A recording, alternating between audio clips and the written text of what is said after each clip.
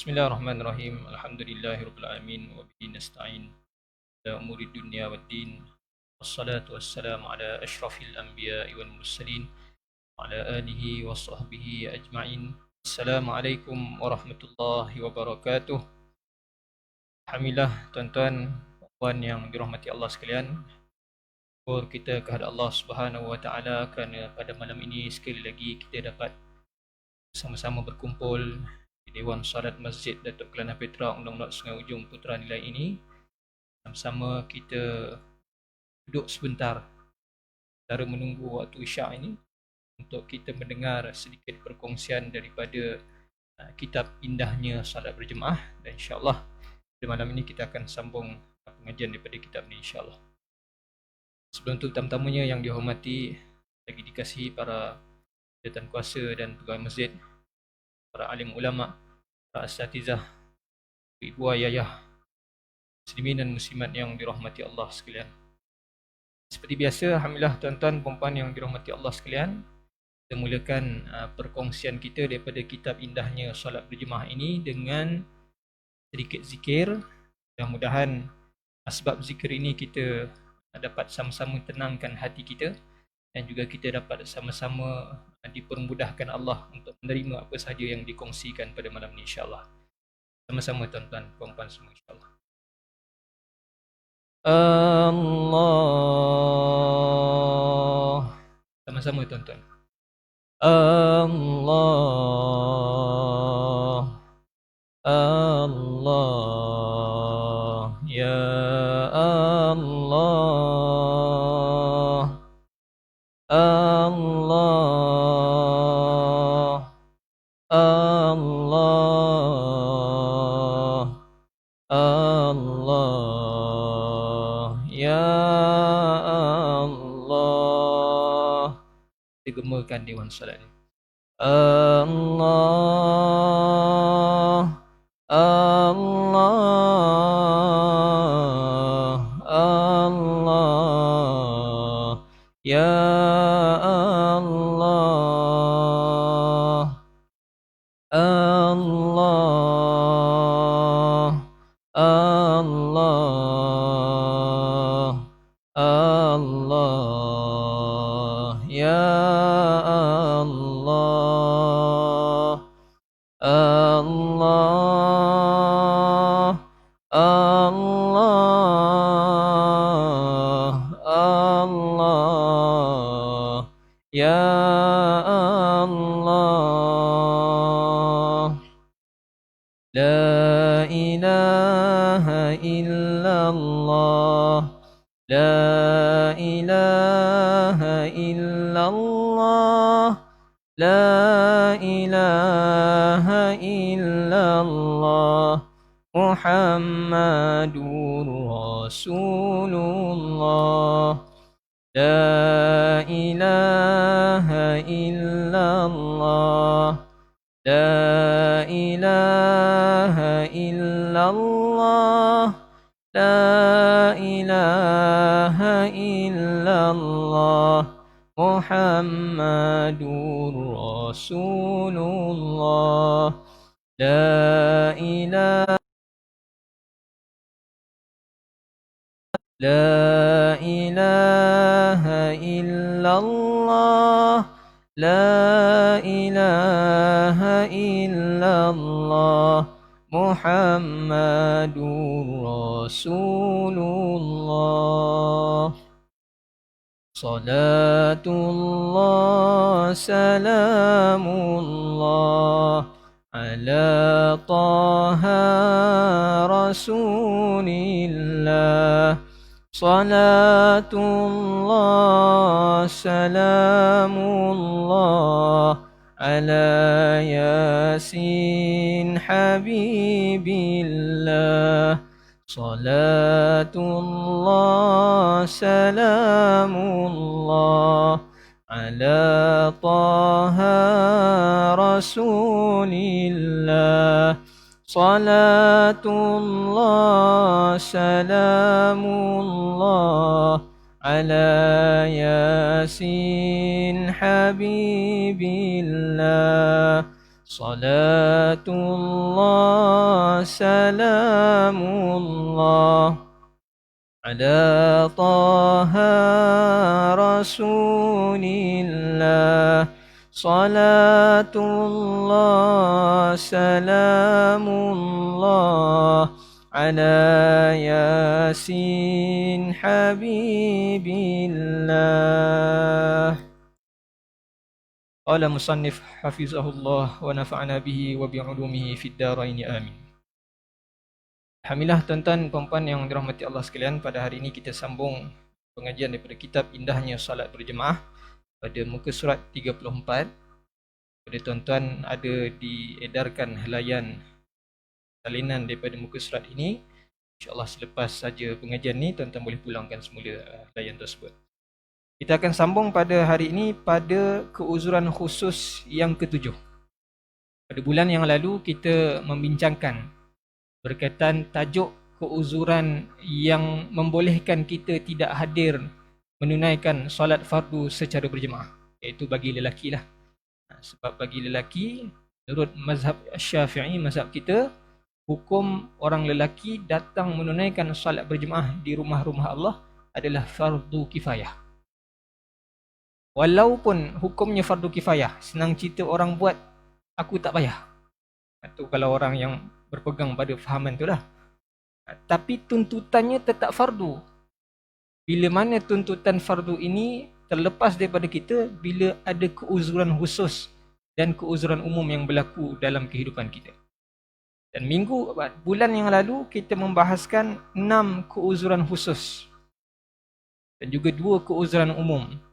Dan juga boleh kita katakan antara keuzurannya seperti mana yang berlaku pada awal bulan Mac yang lalu, Perintah Kawalan Pergerakan. Keuzuran umum, kita semua tidak dibenarkan hadir di rumah-rumah Allah. Itu antara keuzuran yang dibenarkan dan diangkat tuntutan menunaikan salat berjemaah. Dan hari ini insya-Allah kita akan sambung pada keuzuran khusus yang ketujuh, iaitu keadaan bila mana seseorang ni tertimpa dengan keadaan tu, dia boleh mengelakkan dirinya ataupun tuntutan fardu kifayah tersebut diangkat daripada diri. Apa dia tuan-tuan semua? Tengok yang ketujuh tu adalah takutkan hukuman yang boleh dimaafkan sekiranya pesalah itu tidak dapat dikesan setelah beberapa hari. Hukuman itu adalah seperti hukum ta'zir, sama ada mempunyai kaitan dengan hak Allah maupun hak sesama manusia, hukum qisas atau had qazaf. Semua hukum ini akan gugur sekiranya kemarahan orang yang mempunyai hak, ini pendakwa, sudah menurun dan bersedia memaafkan ataupun menarik balik kes itu. Oleh itu sekiranya pesalah menghilangkan diri kerana takut sehingga menyebabkan dia tidak dapat menghadiri solat berjemaah, maka keuzuran itu diterima. Ini keuzuran yang ketujuh. Mungkin tuan-tuan tak pernah dengar, tapi kita hari ini dengar, iaitu bagi seseorang yang dijatuhkan hukuman. Biasa kalau tuan-tuan ada proceeding case di mahkamah, biasa kalau dia kena hukuman, ditetapkan hukuman tersebut, dia ada tempoh beberapa hari tu sebelum dijalankan hukuman tersebut. Andai kata ada seorang ni dijatuhkan hukuman yang berkaitan dengan hukuman ta'zir ataupun qisas ataupun hukum had qazaf. Sekiranya dia takut akan hukuman tersebut, dia menyembunyikan diri dia dengan harapan supaya orang yang berkaitan dengan kesalahannya tersebut akan memaafkan diri dia. Maka dalam keadaan tersebut, orang ini dibenarkan tuntutan solat berjemaah tersebut diangkat daripada diri. Ini kita tak biasa dengar, tapi ada dalam perbincangan para ulama dalam mazhab Syafi'i, ada perbincangan berkaitan dengan perkara ini. Tapi hukuman-hukuman ini hanya hukuman yang berkaitan dengan hukum ta'zir, hukum qisas dan had qazaf. Kalau hukuman hudud yang lain, hukuman hudud ada berapa tuan-tuan? Ada 7. Kalau 6 hukuman yang lain, sebab qazaf termasuk daripada hukuman hudud. Kalau 6 yang lain, apa dia yang ada? Hukuman zina. Kalau dia dijatuhkan hukuman zina, dia tak boleh lari daripada hukuman. Ataupun dijatuhkan hukuman kerana minum arak, ataupun dia dijatuhkan hukuman kerana mencuri, merompak ataupun memberontak dalam sebuah negara, maka hukuman-hukuman ini tidak dibenarkan untuk dia lari daripada solat berjemaah tersebut. Kita teruskan lagi. Namun jika hukuman itu tidak boleh dimaafkan kesalahannya, iaitu hukuman hudud yang saya sebutkan tadi. Seperti kesalahan zina, mencuri, minum arak dan sebagainya, maka ia tidak dikira sebagai keuzuran yang diterima. Sekiranya pesalah meneruskan persembunyiannya, maka persembunyian itu tidak dikira sebagai keuzuran. Bahkan dia tetap dituntut menghadiri solat berjemaah. Manakala hukuman yang boleh dimaafkan, tetapi pesalah tetap akan dihukum selepas keluar daripada persembunyiannya, maka itu diterima sebagai keuzuran untuk tidak mendirikan solat berjemaah. Inilah contoh, ada seseorang ni bunuh orang. Hukum kisahnya, dia kena bunuh balik. Tapi nak dijadikan cerita, mungkin tuan-tuan pernah dengar kisah di Amerika Syarikat kan? Ada seorang ayah yang hebat.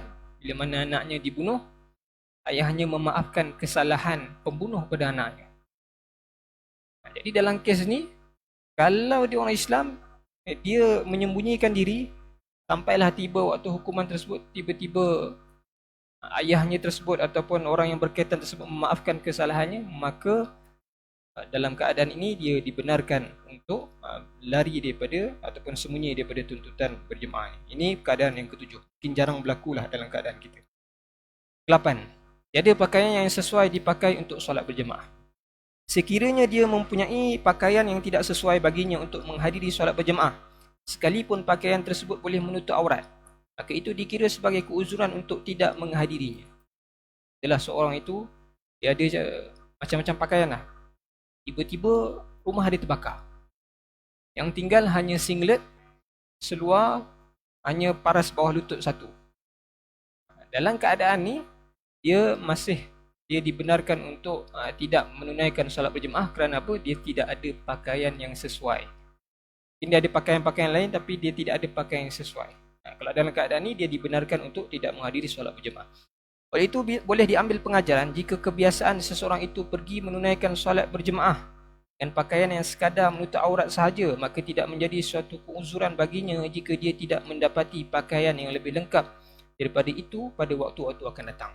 Sebaliknya, jika seseorang dikenali sebagai orang alim dalam masyarakatnya dan dia tidak mempunyai pakaian yang sesuai untuk solat berjemaah, maka itu dikira sebagai keuzuran yang diterima untuk tidak menghadiri solat berjemaah.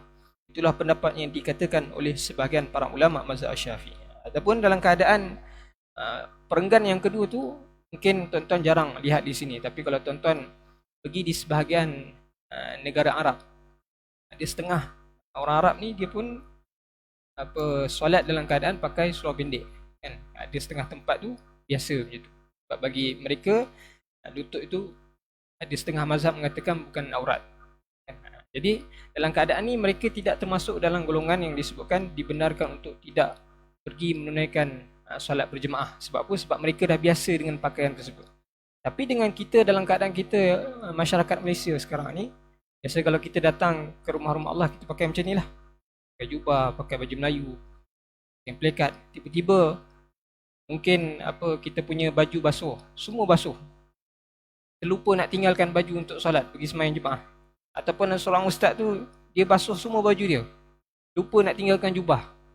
Yang ada hanya baju t-shirt biasa, seluar jin.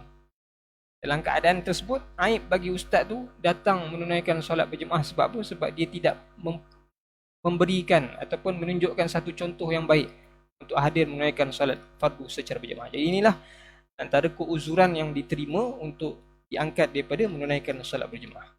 Yang ke-9, bersedia memulakan perjalanan harus bersama teman. Sekiranya seseorang itu ingin bermusafir atau menyertai satu rombongan yang ingin bertolak sebelum solat berjemaah dimulakan, maka orang itu dibolehkan meninggalkan solat berjemaah. Namun dia dibolehkan untuk menunaikan solat dalam perjalanannya. Walaupun dia berpergian seorang diri dalam keadaan aman diri dan hartanya, dia masih boleh meninggalkan solat berjemaah. Hal ini kerana berpergian secara berkumpulan dalam keadaan dia tidak risau keselamatan diri dan harta sudah dikira sebagai keuzuran untuk meninggalkan solat berjemaah. Andai kata tuan-tuan nak pergi sesuatu tempat, sedangkan waktu solat dah masuk, memang afdalnya kita menunaikan solat dululah kan. Tapi dalam keadaan tersebut, kita dibenarkan untuk meneruskan sahaja perjalanan. Kita tidak dituntut untuk hadir menunaikan solat berjemaah kerana ada tujuan yang kita nak tuju. Saya bagi contoh, sebelum PKP, Masjid Putra Nilai ini kita adakan dalam Saya ingat dalam 15 orang. Satu kunjungan, 11 orang saya ingat saya. Satu kunjungan lawatan ke Masjid Kampung Serampang Indah, dijemput. Jarak Masjid Putra Nilai ke sana dalam lebih kurang 2-3 jam. Ingat saya lah, 2-3 jam. Jadi masa tu kami bertolak kat sini waktu asar. Azan dah berkumandang. Tapi sebabkan kita nak kejar sebelum maghrib sampai kat sana, jadi walaupun azan dah berkumandang, kami tetap teruskan perjalanan. Sebab kita nak kejar masa tersebut. Sebab kalau sebenarnya kami masa tu bawakan penceramah daripada sinilah, iaitu Al-Fadhil Ustaz Abdullah Jalil, untuk datang berceramah di sana. Kampung Serampang Indah ni tuan-tuan, kampung yang berada di Curug Dalam. Atau waktu kami pernah ziarah untuk menunaikan solat fardu Jumaat, atau kami terpaksa tunggu 40 orang. Kita rasa macam kita kat bandar-bandar ni, kita tak pernah rasa kita nak tunggu 40 orang. Azannya boleh 5 minit atas. Kan? Tapi di kampung tersebut, kami datang pada bulan puasa tahun lepas. Untuk makluman tuan-tuan, Jabatan Hal Ehwal Agama Islam Negeri Sembilan, dia telah menetapkan 5 buah masjid yang mempunyai kewangan yang paling besar ataupun yang paling tinggi, dan 5 buah masjid yang mempunyai kewangan yang paling rendah. Setiap masjid ini dipaykan satu sama lain, dibersamakan untuk masjid yang mempunyai kewangan yang besar ni, yang tinggi ni, membantu masjid yang mempunyai kewangan yang paling rendah. Kutipan Jumaat untuk Kampung Serampang Indah, seingat saya dalam 100 lebih je. 100 lebih. Nak bandingkan dengan masjid ni yang beribu. Jadinya nak katanya adalah, bila mana keadaan kami nak pergi sana adalah dalam tempoh 2 ke 3 jam. Jadi dalam keadaan ketiga itu, ada bab yang membicarakan berkaitan dengan ini. Mungkin orang akan pelik, mungkin orang yang ada waktu tu rasa macam, apa ni JK pegawai masjid ni, dah azan tapi masih nak berjalan, tak nak solat dulu. Tapi dalam mazhab Syafi'i, ada keadaan yang membenarkan perkara ini, seperti mana yang tuan-tuan lihat di dalam kitab ini. Teruskan. Selain itu, tidak disyaratkan jarak perjalanan yang jauh. Cukup semata-mata mengadakan perjalanan, melainkan perjalanan untuk melihat negeri orang yang dimakan angin. Perjalanan yang saja-sajalah. Kalau saja-saja ni, melancong saja-saja, ni tidak dibenarkan. Yalah, solat dulu. Tapi kalau kita ada satu tujuan, mungkin sebab kerja dan sebagainya, yang sebab-sebab yang harus, maka kita dibenarkan untuk melakukan perkara tersebut. Yang ke-10, badan dan pakaian berbau atau memakan makanan yang berbau kuat. Perkara di atas juga dianggap salah satu keuzuran yang diiktiraf oleh syarak, yang boleh menjadi sebab untuk tidak hadir berjemaah. Berdasarkan hadis an Jabir ibn Abdullah, Nabi sallallahu alaihi wasallam qala, man akala min hadhil baqlah ath-thum, qala marratan man akala al-basla wath-thuma wal-kurath, fala yaqrabanna masjidana fa innal malaikata tata'adza mimma yata'adza minhu banu Adam. Maksudnya daripada Jabir bin Abdullah radhiyallahu anhu, bahawa daripada Nabi sallallahu alaihi wasallam, baginda bersabda, sesiapa yang memakan sayur-sayuran ini, iaitu bawang putih, dan baginda bersabda pada ketika yang lain, sesiapa yang memakan bawang besar, bawang putih dan atau daun bawang, maka janganlah dia menghampiri masjid kami, sesungguhnya malaikat berasa tersinggung dengan sesuatu yang menyakiti anak-anak Adam. Inilah kata, kalau tuan-tuan makan bawang, makan petai, dan makan durian, yang ada juga orang tidak suka dengan bau-bau tersebut. Tuan-tuan datang masjid, tiba tuan-tuan sedawa pula. Kan? Jadi dalam keadaan ni, tuan-tuan tergolong dalam kalangan orang yang tidak digalakkan untuk menunaikan solat fardu berjemaah. Sebab perbuatan kita datang tersebut boleh menyebabkan gangguan kepada orang lain. Contoh yang biasa berlaku, orang yang merokok. Kan fatwa negeri-negeri dia sebut rokok tu haram, tapi ada sebahagian daripada sahabat kita masih lagi merokok, dan mereka suka pula tu datang solat berjemaah, sebelum solat berjemaah merokok pula tu. Jadi bila dia datang, dia membuat orang-orang sebelahnya tu terganggu dengan bau rokok tersebut, bau mulutnya. Maka dalam keadaan ketika ini, dia tidak dituntut untuk menunaikan solat fardu secara berjemaah berdasarkan hadis ni. Kalau bawang yang harus tu pun Rasulullah tak bagi datang masjid, dan lagi benda yang telah difatwakan sebagai haram oleh barisan alim ulama kita. Jadi kita teruskan lagi. Imam Khatib Asy-Syarbini menyebutkan dalam kitabnya Mughnil Muhtaj, Uzuran ini dibenarkan sekiranya sukar untuk menghilangkan bau busuk itu dengan basuhan atau apa-apa cara sekalipun.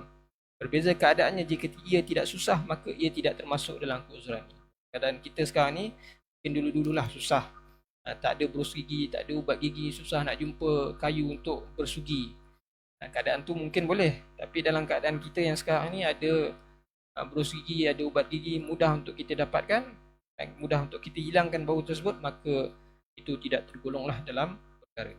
Selain itu, keuzuran untuk tidak hadir solat berjemaah juga dikira melalui bau berikut, iaitu al-bakhar. Al-bakhar, bau busuk mulut yang datang daripada dalam perut, kita makan itulah. Dan as-sunan, iaitu bau ketiak yang sangat busuk. Ini pun antara perkara yang tidak dibenarkan untuk kita hadir solat berjemaah. Sebab tu tuan-tuan, kalau tuan-tuan daripada kerja-kerja yang berat, kerja-kerja yang mungkin kerja pomen, tuan-tuan kalau nak datang masjid, kena pastikan tuan-tuan mungkinlah masuklah ke tandas dulu ke, gosok apa yang patut untuk menghilangkan bau tersebut. Sebab kita tak nak bau-bau badan kita ni menyebabkan gangguan kepada orang lain. Ini perkara cantik Islam ni kan.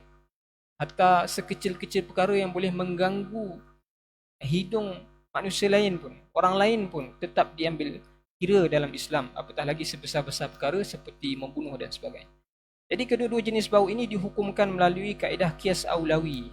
Menurut Imam Az-Zarkashi, penyakit kusta dan sopak turut termasuk dalam keuzuran yang diterima kerana penyakit ini menyebabkan para jemaah yang lain lebih terganggu berbanding memakan bawang dan sebagainya. Jadi kusta merupakan penyakit berjangkit disebabkan oleh jangkitan. Disebabkan tu, kusta boleh menyebabkan kerosakan pada kulit, saraf-saraf, otot dan mata. Jadi inilah antara juga kalau kita ada sakit dalam keadaan, contoh keadaan ketika ni COVID-19, tuan-tuan ada mungkin ada sesama batuk-batuk, tuan mungkin bersin selalu. Jadi dalam keadaan ketika ni kita diangkat tuntutan solat berjemaah tersebut. Tapi jangan pula tuan-tuan nak degil datang juga, nak kejar fadilat berjemaah. Tak apa tuan-tuan. Rasulullah dah sebut, orang yang dalam hadis ni, malaikat tak suka seseorang itu mengganggu urusan orang lain. Jangan sebab kita datang dalam keadaan kita berpenyakit dan sebagainya, orang tak nak datang ke masjid. Jadi inilah perkara yang perlu kita elakkan. Yang ke-11, memelihara atau merawat orang sakit. Memelihara atau merawat orang sakit yang tidak ada orang lain sebagai penjaganya. Hal ini ditakuti musibah akan menimpa pesakit sekiranya tidak ada orang berada di sisinya. Bila-bila lagi jika pesakit itu berasa senang dengan kehadirannya walaupun dia bukanlah daripada kalangan ahli keluarga pesakit dan tidak memberikan sebarang khidmat kepadanya. Namun tuntutan mengerjakan solat berjemaah tidak akan terlepas daripada seseorang sekiranya pertama ada orang lain yang memelihara pesakit walaupun orang itu bukan daripada kalangan ahli keluarganya. Kedua, dia termasuk daripada keluarganya namun sakitnya itu tidak menyebabkan kematian. Ketiga, pesakit tidak berasa senang dengan kehadirannya. Ini antara perkara yang dibolehkan untuk kita tidak hadir solat berjemaah, memelihara atau merawat orang sakit. Kalau tuan-tuan mungkin ada keluarga yang sakit, isteri, anak sakit demam, jadi tuan-tuan tak ada orang lain nak jaga, hanya tuan-tuan yang disenangi oleh pesakit tersebut bukan kerana khidmat kita yang baik. Jadi dalam keadaan ni, dia ni tidak dituntut untuk menunaikan solat berjemaah kerana orang yang sakit tersebut lebih memerlukan dirinya. Macam waktu isteri saya bersalin tahun lepas, 2 tahun lepas, 2018 ingat saya. Jadi waktu tu isteri saya bersalin waktu Isyak. Tapi sebelum waktu Isyak tersebut, waktu asar, masa tu dah mula sakit sikit lah kan. Biasa kalau tuan-tuan isteri yang dah bersalin, tuan-tuan tahulah keadaan. Jadi dalam keadaan ketika tu, waktu asar tersebut, walaupun saya dengar azan, tapi keberadaan saya ketika itu adalah lebih utama dengan isteri saya. Jadi apa yang saya lakukan adalah, kan ada ruang tu sikit kan, jadi saya solat kat depan, isteri solat atas katil berjemaah. Dia dalam keadaan duduk lah, dalam keadaan sakit. Jadi saya hamparkan hamparan yang ada waktu tu, sejadah, saya solat depan dia dan dia berada di belakang. Jadi dalam keadaan ni, kalau kita ada rawat, memelihara orang yang sakit, yang dalam sakit, kita dibenarkan untuk tidak menunaikan solat berjemaah. Sebab apa perkara ni kita bincangkan tuan-tuan? Sebab kalau tuan-tuan perhati di awal perbincangan kita berkaitan dengan keuzuran, kan?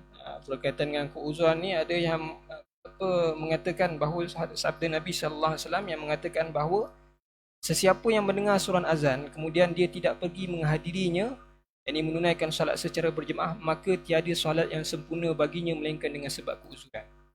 Tuan bayangkan kalau tuan-tuan dengar azan, tapi tuan-tuan sahaja tak nak datang solat berjemaah di masjid ataupun surau, tak ada sebab uzur, maka solat tuan-tuan tersebut dikira sebagai tidak sempurna.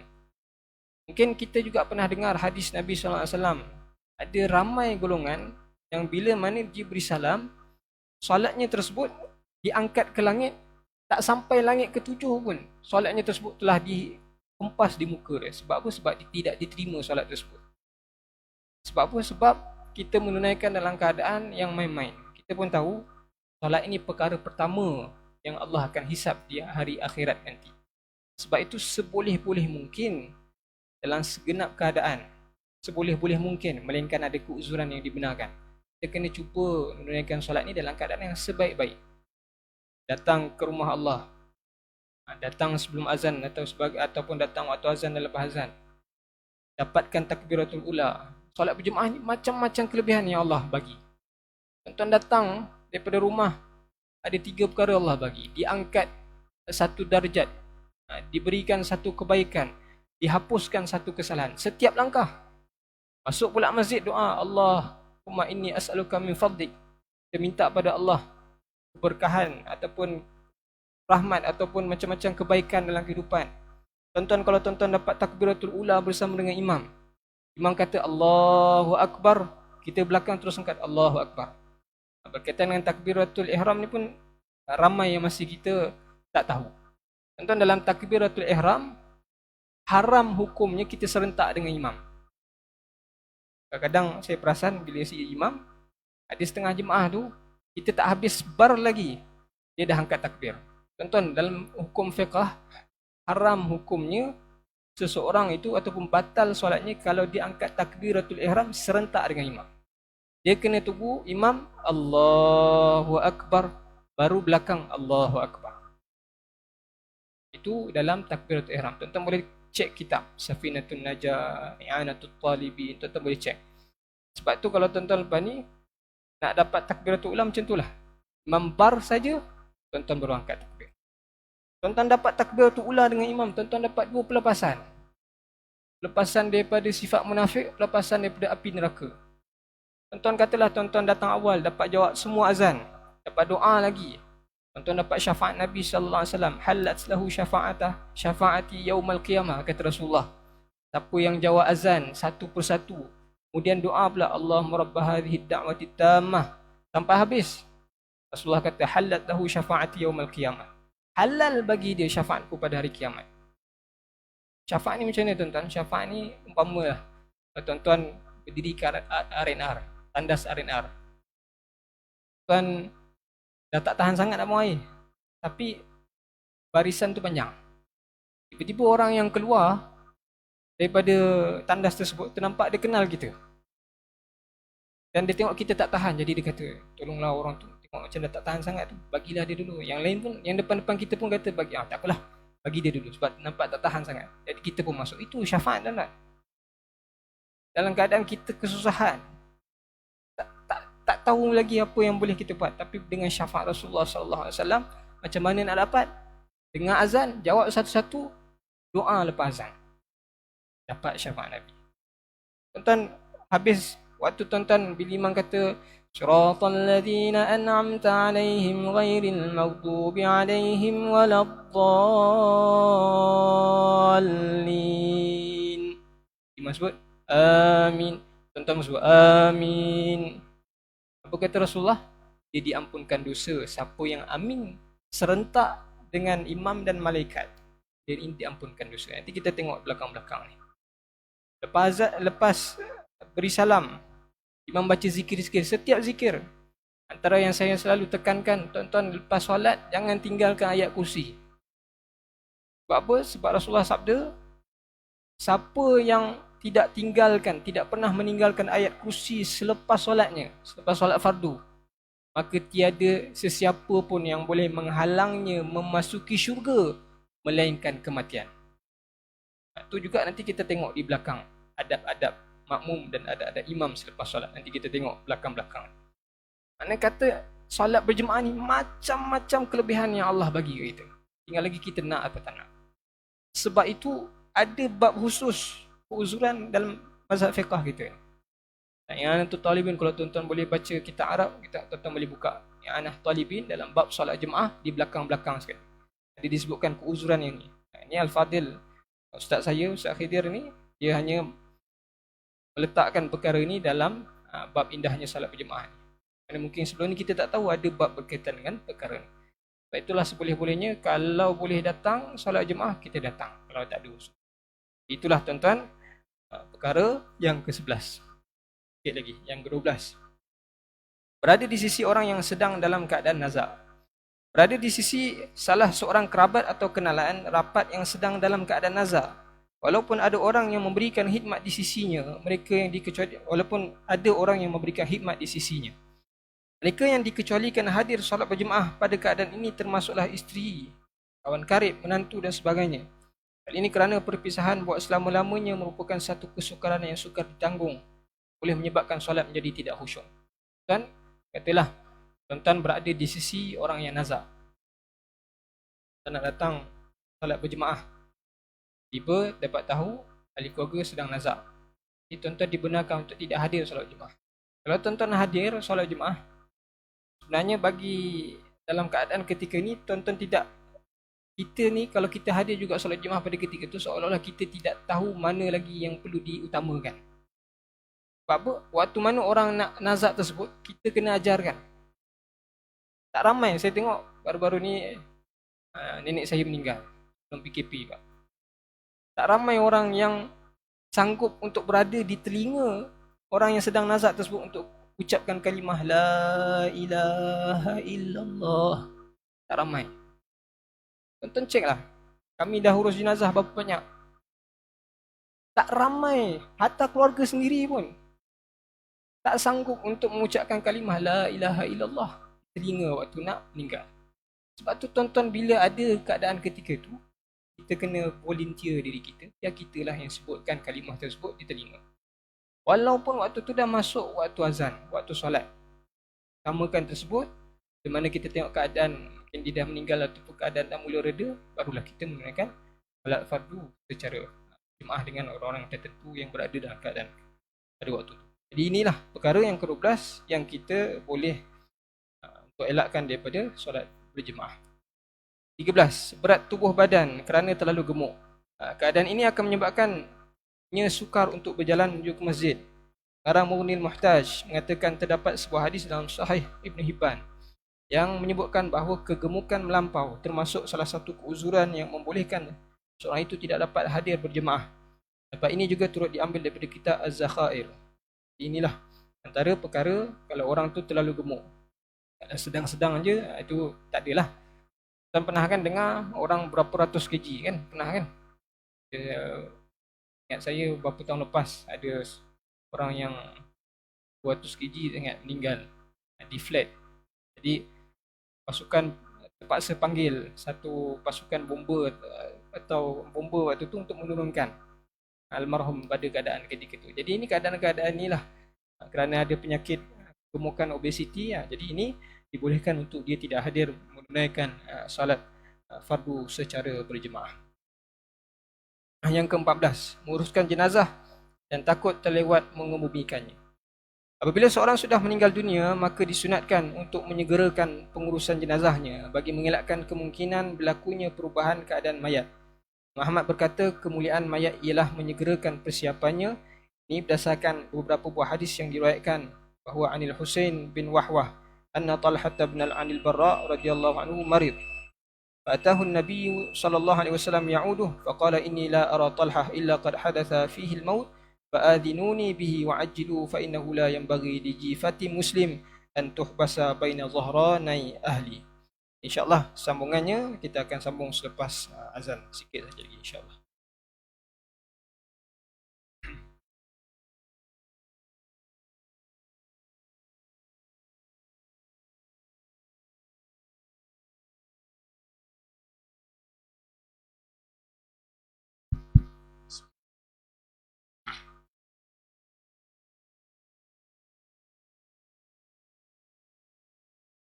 الله أكبر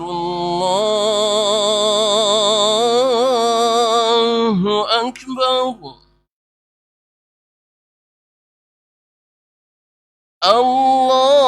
الله أكبر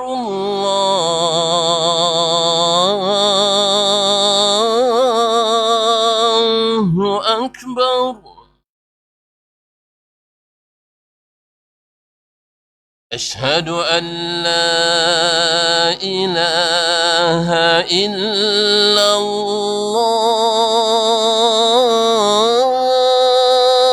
الله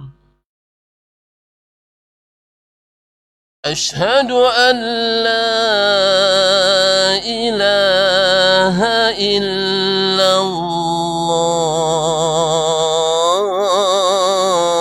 الله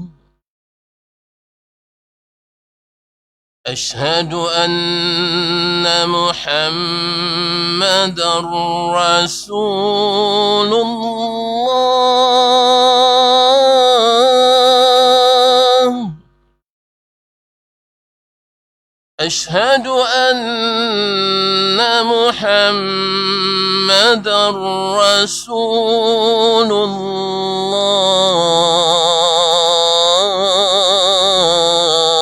الله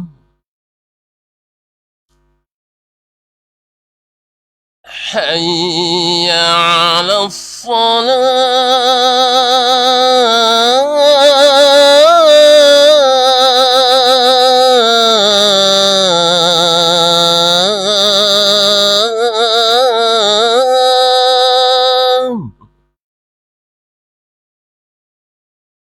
حي على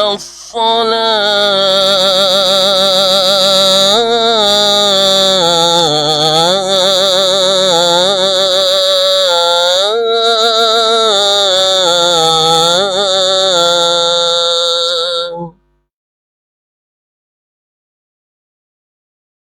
حي على الفلاح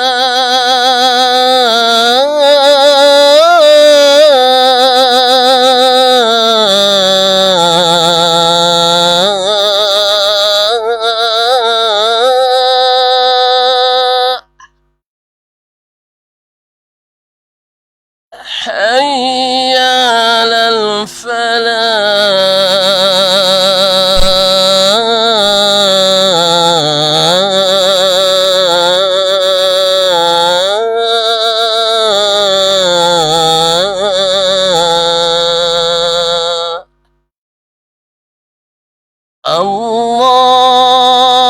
الله أكبر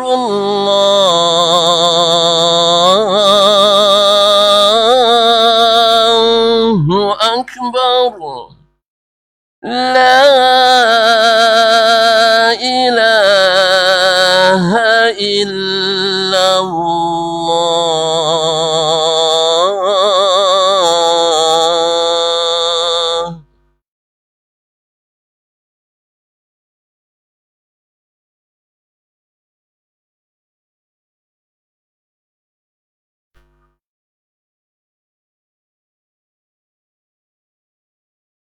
Sambung sikit tuan-tuan.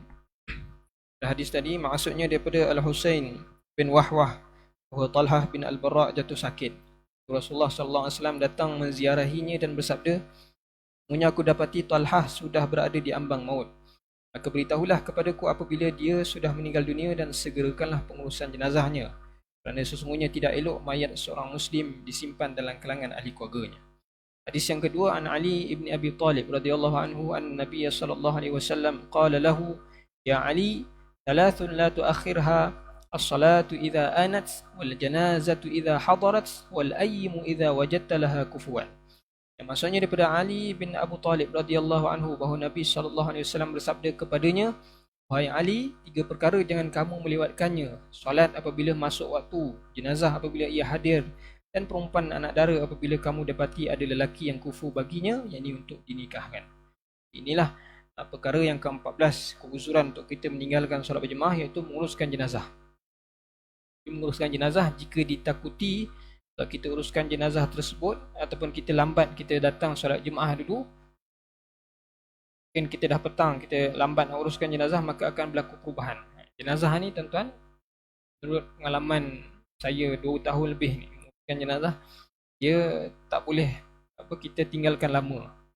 Sebab bila lama sikit je, tangan dia ni keras. Sebab tu kalau tuan-tuan biasanya pengurus jenazah, dia akan pesan kalau katalah jenazah tersebut meninggal pada hari ni, malam ni lah kata, nak diurus, dikebumikan pada hari esok. Jadi kepada keluarga ni biasa kita akan sebut, tuan-tuan minta gantikan pakaian dia ni, gantikan pakaian, kalau dia pakai lampen buang, bersihkan siap-siap. Kalau dan juga sendi-sendi ni kita letak minyak zaitun ke untuk kita lembut-lembutkan. Kalau tuan-tuan tak buat, kalau kita tak buat, nanti esok pagi waktu nak mandikan tersebut memang tak boleh nak gerak langsung. Kita tak pernah rasa, umpama kita pegang tiang tu, kalau tuan-tuan tak urut tersebut, memang tak boleh gerak langsung. Kalau tuan-tuan, sebab tu jangan pelik kalau tuan-tuan tengok ada pengurus jenazah ataupun keluarga yang bila ada jenazah, dia letak minyak zaitun, dia letak minyak kat bahagian ni, jadi dia buat-buat macam tu. Walaupun orang tu dah meninggal, kan? Sebab apa? Sebab kita nak untuk kemudahan urusan pengurusan pada hari esok. Kalau tuan-tuan tak buat begitu, ditakuti hari esok waktu nak kafan tersebut, itu lagi payah. Kan kita nak uruskan pengurusan jenazah tu agak payah lah kalau dalam keadaan tersebut. Sebab tu jenazah ni jangan kita lambat-lambatkan. Kalau boleh ke bumi malam, biar ke bumi malam. Kalau ada keluarga ke apa kan, biarlah. Kalau betul-betul keluarga tu faqih, biasanya dia akan terus ke bumi. Tuan-tuan boleh tengoklah, so, macam almarhum Tuan Guru Datuk Dr. Harundin, kan? Dia meninggal di USA, Amerika Syarikat. Jadi dikebumikan juga di sana. Kalau bukan dia seorang yang alim, keluarga ni bukan orang yang alim, mesti setiap seorang pun akan bawa balik ke sini, kan? Berapa ramai juga jenazah-jenazah yang diuruskan di luar negara, masih keluarganya nak bawa balik ke Malaysia. Sebab apa? Sebab ada sebagainya kurang faqih berkaitan dengan perkara ini. Sebab itu dalam jenazah ni kita jangan lambat-lambatkan. Kalau dia meninggal, kita cuba uruskan dia secepat yang mungkin. Tapi berbeza keadaan kalau tuan-tuan tengok hadis yang kedua tadi tu, kan? Ada 3 perkara. Bayangkan kalau tiba-tiba, kebetulan saya pun pengurus jenazah, saya pun juru nikah, jadi tiba-tiba dalam masa yang sama nak solat berjemaah, nak urus jenazah, nak nikahkan orang. Jadi dalam keadaan ni mana satu nak dahulukan? Dalam kitab ni, dalam hadis ni kita dah dapat tengok yang pertama solat, kan? Kita sebut solat dulu, 2 jenazah, ketiga baru nikah. Jadi sebab tu dalam keadaan yang mungkin jenazah tu baru tiba ataupun baru meninggal, yang taklah terlalu lama dia ditinggalkan, taklah terlalu lama kita meninggalkan jenazah tersebut, jadi biarlah kita solat dulu.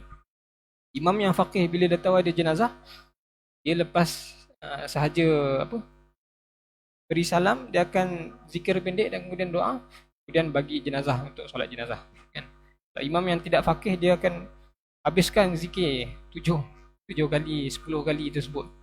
Sebab itulah kita dalam pemilihan imam ni pun perlukan imam yang faqih.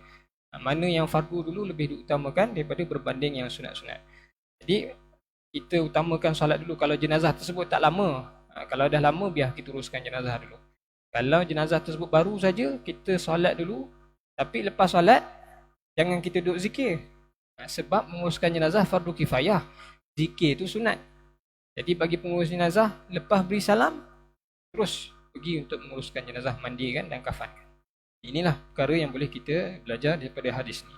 Dan yang akhir sekali untuk malam ini, iaitu yang ke-15, uzuran ada orang yang menyakitinya, iaitu ada orang yang menyakitinya sama ada di jalan atau di masjid walaupun dengan cacian saja, dan dia akan menghadapi kesukaran untuk menangani masalah itu. Katalah dalam keadaan sekarang kurang berlaku lah, tapi katalah kalau tuan-tuan nak keluar rumah nak pergi masjid, ada jiran ni yang memang betul-betul tak suka kita, kan? Jadi dia tunggu je bila kita keluar je dia baling batu.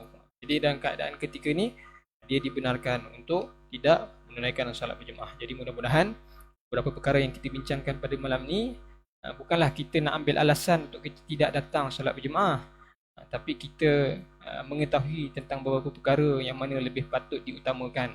Tapi kalau tak ada keuzuran-keuzuran ni, biarlah kita berusaha untuk menunaikan solat fardu secara berjemaah. berdasarkan penerangan yang saya sebutkan tadi, banyak kelebihan dalam solat berjemaah ni. Jadi insya-Allah mudahan apa yang kita dengar pada malam ini dapatlah kita cuba amalkan, dapat kita sampaikan. Dia tutup masa kita dengan tasbih kafarah dalam surah Al-Asr. Subhanallah bihamdihi. Allahumma syahadu. Bismillahirrahmanirrahim.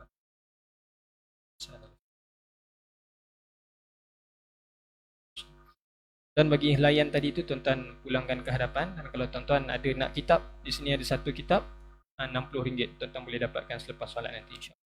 Qul hadza wa astaghfirullahal azim li wa lakum wa billahi taufiq wal hidayah. Assalamualaikum warahmatullahi wabarakatuh.